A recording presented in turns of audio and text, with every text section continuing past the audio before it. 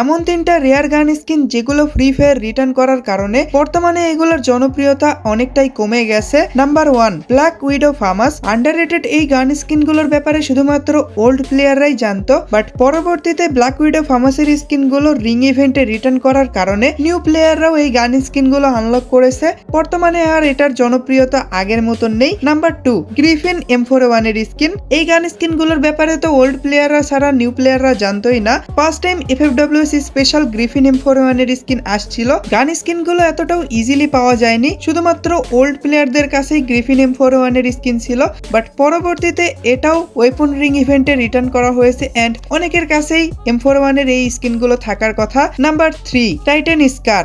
এই গান স্কিনগুলো সম্পর্কে তো আপনাদের বলতে হবে না। গান স্কিনগুলো এতটাই রেয়ার ছিল যে একটা সময় প্লেয়াররা হাজার হাজার ডায়মন্ড খরচ করে ইনকিউবেটর থেকে আনলক করেছিল। তো এই গান স্কিনগুলো 2-3 মাস আগে ওয়েপন রিং ইভেন্টে রিটার্ন করা হয়েছিল, আর এতেও গ্যারেনা শান্ত হয়নি যে পরবর্তীতে প্রাইম স্টোরে রিটার্ন করেছিল।